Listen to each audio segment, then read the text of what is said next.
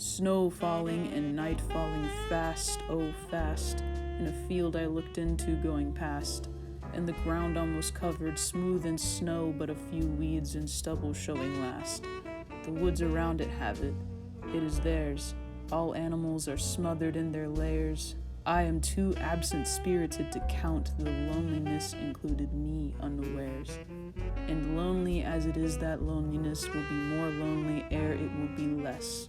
A blanker whiteness of benighted snow with no expression, nothing to express. They cannot scare me with their empty spaces. Between stars, on stars where no human race is, I have it in me so much nearer home to scare myself with my own desert places. Based off the title alone, we can tell that this poem is going to be about literal and metaphorical desert places.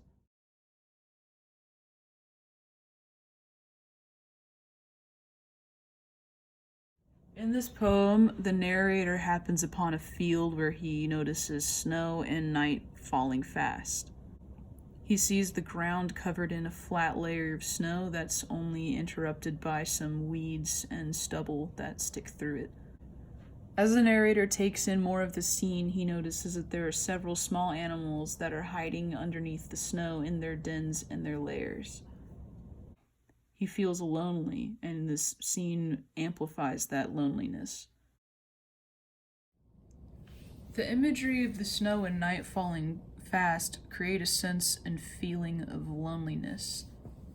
The snow covering the ground in a flat layer that has barely anything sticking up through it, and the trees surrounding and isolating this field further this feeling of loneliness in the author.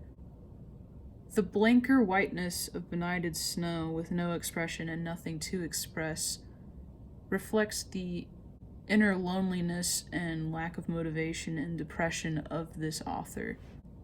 The author can't be scared by simple existential things like empty spaces between stars and the distance that we have between us and them, and that there is no other human race or race like us, that we are alone in the universe, much like this man is alone in the wilderness.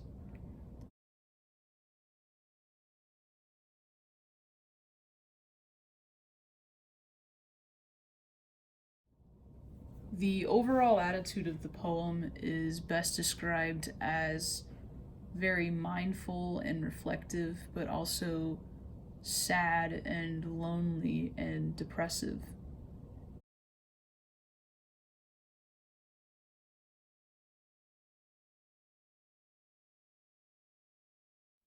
The first two stanzas focus on a literal description of the environment that the author finds himself in, while after the second stanza it shifts into a more inward expression of the author's loneliness and how the author feels.